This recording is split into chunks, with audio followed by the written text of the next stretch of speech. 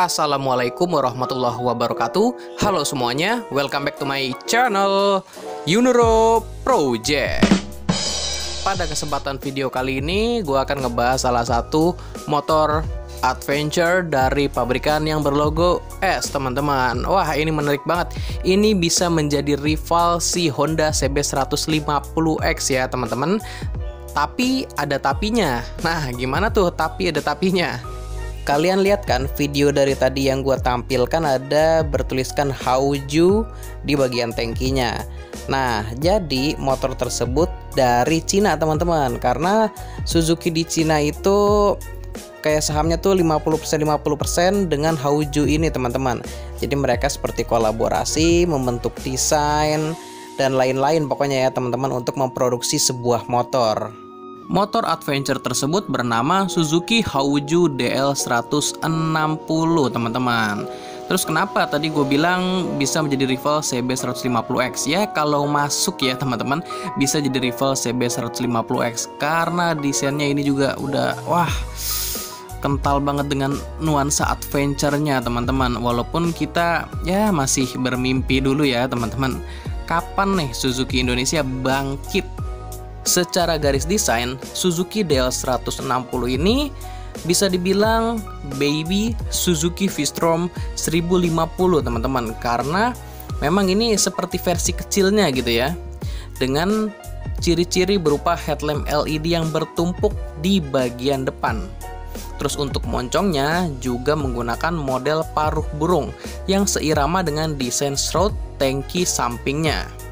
Untuk spek mesinnya, apakah lebih unggul kalau dibandingkan dengan Honda CB150X? Jadi untuk kubikasinya itu si Suzuki DL160 ini 162 cc, 1 silinder, 4 stroke berpendingin udara.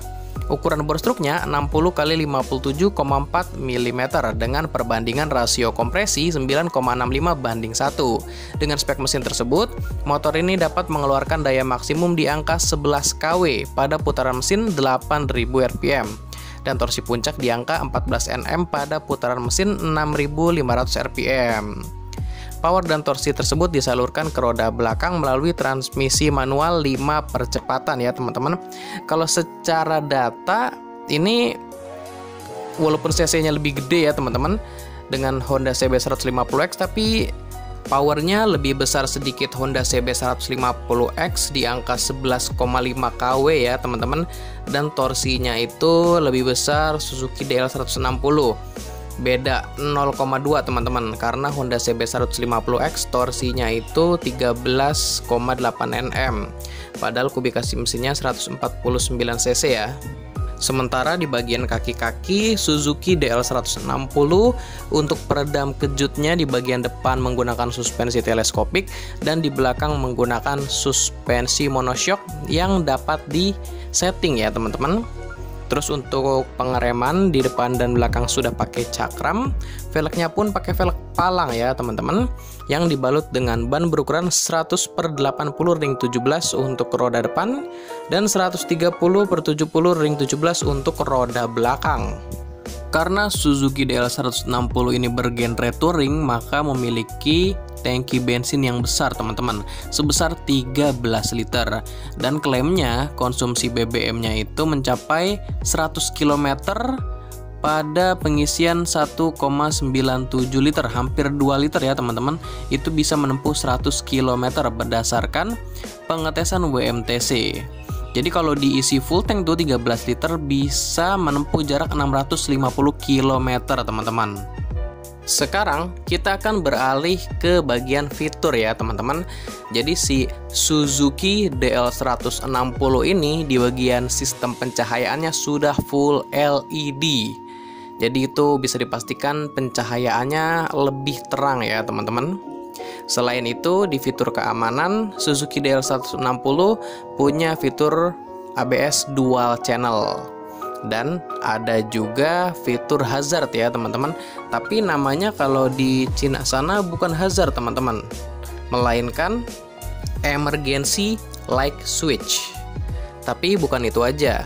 Untuk speedometernya juga sudah menggunakan full digital yang berbentuk bulat dengan nyala negatif display ya, teman-teman. Dan untuk supaya kita lebih gampang nih memakai HP gitu ya teman-teman pada saat lowbat. Motor Adventure ini juga menyediakan USB charging port teman-teman, jadi nggak usah khawatir misalkan lagi dibuat navigasi handphonenya bisa sambil dicas aja. Jadi seperti itulah spek fitur dari Suzuki DL160 ya teman-teman. Kalau menurut kalian bagaimana kalau motor adventure Suzuki ini masuk ke Indonesia? Jadi kan lebih banyak pilihan nih, selain CB150X ada si Suzuki DL160 ini juga. Kalau gue sih harusnya masuk ya teman-teman, supaya Suzuki tuh bangkit gitu loh. Masa Suzuki menyerah begitu aja kan? Kalau menurut teman-teman bagaimana? Silahkan berikan opini dan tanggapannya di kolom komentar. Oke, gua rasa cukup sampai di sini dulu informasi yang bisa gua sampaikan. Sebelumnya terima kasih buat teman-teman yang sudah menyempatkan waktunya untuk nonton video gua. Jika video ini bermanfaat, jangan lupa di like dan share. Terus kalau teman-teman punya masukan atau saran buat konten atau buat channel ini, bisa bantu di komen aja. Dan yang terakhir, jangan lupa di subscribe dan nyalakan loncengnya, supaya teman-teman mendapatkan notifikasi terupdate-nya. Oh iya, jangan lupa follow Instagramnya di @juniorproject, karena sebelum gue upload ke YouTube pasti akan gue informasikan atau gue posting dulu di Instagramnya. So, di Instagramnya nanti bakalan lebih up to date. Oke, gue rasa itu aja dulu. Sampai berjumpa di video seputar roda 2 dan riding gear selanjutnya. Thank you semuanya.